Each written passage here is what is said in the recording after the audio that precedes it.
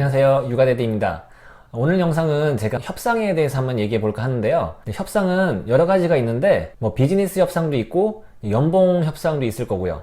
제가 오늘 말하고 싶은 거는 이 가격에 대한 협상, 물건을 살 때라든지 아니면은 부동산을 살 때라든지 그런 쪽의 협상을 오늘 한번 얘기를 해볼까 하는데요. 저희 한국인은 특성상 중국인이나 인도 사람이나 아니면은 유태인들에 비해서 협상력이 약간 떨어집니다. 그 첫 번째 이유가 한국 사람들은 체면을 중시하는 문화가 있어요. 그리고 두 번째로는 저희 나라가 이 정찰제라는 문화가 상당히 잘 자리 잡혀 있는 것 같아요. 이제 그러다 보니 예전에 저희 어머님들 시절에는 시장에 가면 에이 이거 좀 그냥 1,000원에 해줘 이런 내고를 많이 했었는데 요즘은 전통적인 시장도 많이 없어지고 그리고 젊은 세대들 같은 경우에는 아까 말씀드린 내고라는 문화가 많이 사그라지고 있고 그리고 서로 믿고 사는 풍조도 한몫하기 때문이죠.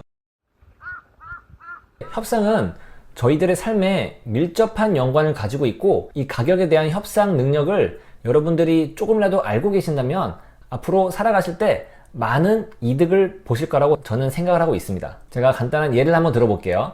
여러분 한국에서 동대문이나 아니면 용산에 가실 때 어떤 물건을 사시잖아요. 그러면 거기 계신 분들이 가장 많이 쓰는 단어가 이거예요. 여기 한번 와보세요. 싸게 줄게요. 얼마까지 알고 왔어요? 항상 많은 상인들이 얼마까지 알고 왔냐고 이렇게 넌지시 물어보거든요. 여러분들은 그럴 때 어떻게 대답을 하세요? 저 같은 경우에는 절대 먼저 얘기를 하지 않습니다. 이게 가장 가격 협상에서 우위를 점할 수 있는 가장 중요한 포인트예요. 가격 협상에서는 여러분이 먼저 가격을 내비치는 순간 그 게임에서 100% 지게 돼 있습니다. 제가 예전에 중국에서 잠깐 살았던 적이 있었는데요. 그때 그 중국인 친구랑 같이 신발을 사러 같이 간 적이 있었어요. 중국은 사실 이 내고를 하는 문화가 당연시되는 나라이고 그리고 내고를 안 하고 산다는 거는 그냥 내가 제 돈 그냥 가져가세요 라고 하는 행위랑 똑같습니다. 그래서 어디를 가든 중국은 내고를 하게 되어 있고 내고를 잘 한 만큼 본인이 더 물건을 싸게 구입할 수 있는 거죠. 그래서 중국인 친구랑 같이 시장에 가서 신발을 사는데 그쪽 상인이 그러는 거예요. 얼마까지 알고 오셨냐고. 그 친구가 먼저 대답을 안 하고 있다가 먼저 가격을 물어봐요. 얼마에 줄 수 있냐고. 그러면 그 상인이 다시 그래요. 얼마까지 알고 오셨냐고. 그러면 그쪽에서 300위안에 줄 수 있다고 먼저 얘기를 합니다. 그러면 보통 한국 사람은 300위안을 불렀을 때 많이 깎는 사람은 50위안 정도 깎고요. 보통은 20위안, 30위안. 그래서 그 정도 가격을 부르면 중국 사람은 살짝 고민하는 척 하면서 마지막이니까 그리고 한국 분이시니까 제가 이 가격에 드릴게요 하고 아주 자기가 큰 호의를 베풀듯이 그렇게 신발을 판매를 합니다. 하지만 중국 사람들은 상인이 300불을 부르면 거기서 그 가격의 절반 이하 가격으로 얘기를 합니다. 저는 100위안에 사고 싶은데요. 사고 싶은 가격을 정말 터무니없이 낮게 불러버리는 거죠.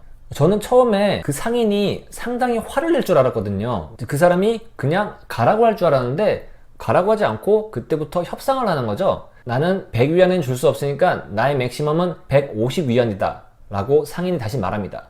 그 상태에서 저희가 이 딜에 우위를 점할 수 있는 건 그 자리를 박차고 나갑니다. 자리를 뜨면 이제 그 상인 같은 경우에는 그 가격이 그래도 마진이 남는다고 생각하면 저희를 부르게 되어 있습니다. 다시 협상에 들어가는 거죠. 그러면 그 상인은 다시 한번 가격을 낮춰서 부릅니다. 그러면 제가 120위안에 드릴게요. 이제 거기서 저희가 120위안에 살 수도 있고 정말 더 내고를 내서 저렴한 가격에 사시고 싶으시면 마지막 히든 카드가 있거든요. 그 히든 카드는 바로 저 지금 100위안이 있는데 지금 저한테 100위안에 주시면 제가 바로 사고 아니면 다른 가게로 가보겠습니다 라고 하면 10중 8구는 100위안의 신발을 찾을 수가 있습니다. 제가 이 말씀을 이제 드리는 이유는 한국과 중국은 처음에도 말씀드렸겠지만 이 내고를 하는 문화 자체가 틀려요. 그래서 이렇게 가격을 중국 사람 같은 경우에는 처음부터 높이 불러서 이미 깎을 거를 기대를 하고 있기 때문에 그렇게 하지만 한국 사회에서는 사실 이렇게 딜을 하는 게 정말 흔하지가 않습니다. 왜냐면 한국 사람들은 일반적으로 가격을 붙일 때 터무니없이 높은 가격으로 일단은 붙이지 않을 뿐더러 사는 사람 역시 그렇게 가격을 내고를 잘 하질 않거든요. 사람들이 내고를 좀 어려워하고 하지 않는 이유는 본인의 체면이 깎인다고 생각을 하는 것 같아요.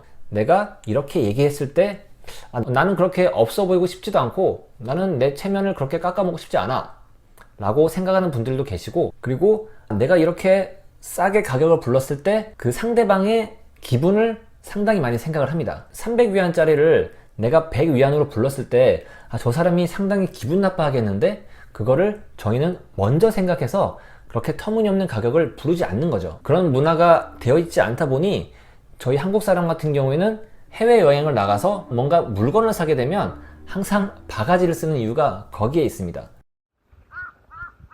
그리고 여러분이 가격 협상을 잘 하시고 싶으시면 본인이 협상을 하고자 하는 그것에 대한 시장가를 먼저 잘 아셔야 됩니다. 부동산을 한번 제가 예를 들어 볼게요. 저번 영상에서도 이 토론토 주택시장에 대해서 한번 얘기를 했었는데요. 지금 시장이 바이어 마켓입니다.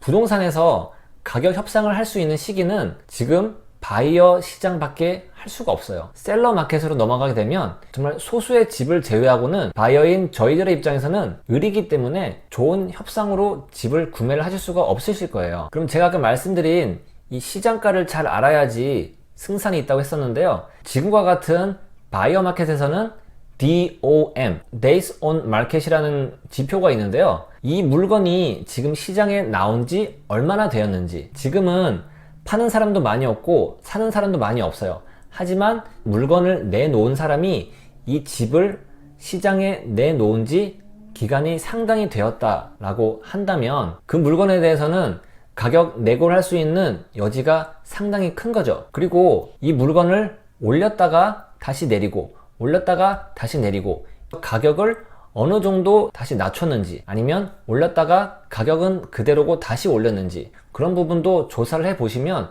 이 사람이 지금 물건을 계속적으로 팔고 싶어 하긴 하는구나. 하지만 이 물건이 시장에 나온 지도 오랜 기간이 지나서 그런 집을 찾으신다면 정말 좋은 딜을 하실 수가 있으실 거예요. 여러분이 집을 사시는 주체시잖아요. 여러분이 리얼터 분을 믿고 같이 협상을 하시면 좋겠지만 그래도 최종적인 결정은 바이어, 여러분들이 하시는 거예요. 그래서 여러분이 집을 좀 더 자세히 알아보고 그런 디테일한 내용과 협상의 능력이 있으시다면 좋은 딜을 선점할 수 있으실 거예요. 그래서 지금 같은 바이어 마켓에서는 제가 앞전에 말씀드린 로우볼러, 집값을 아주 처음에 낮춰서 얘기를 하시는 것도 좋은 방법이 될 수 있습니다. 예를 들어서 50만 불의 집이 나왔다고 치면 2만 불, 3만 불을 깎는 게 아니라 처음부터 5만 불, 6만 불을 먼저 깎아서 제시를 해버리는 거죠. 그리고 이 딜에 들어가기 전에 여러분이 꼭 기억해야 될 부분이 어떤 게 있냐면, 집을 보고 이 집 너무 마음에 들어, 그런 거를 포커페이스를 유지하셔야 됩니다.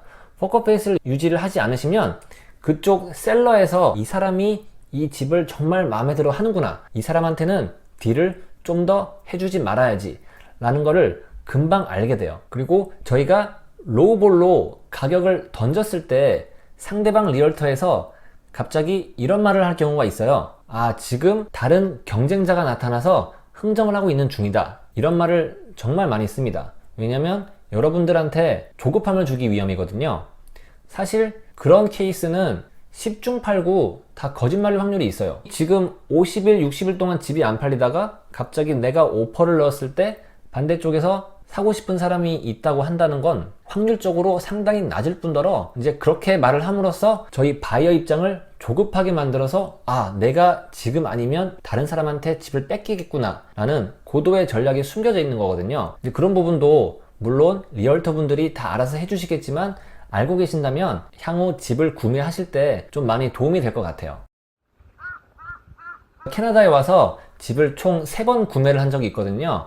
그런데 저는 중국인 리얼터와 함께 일을 했었어요.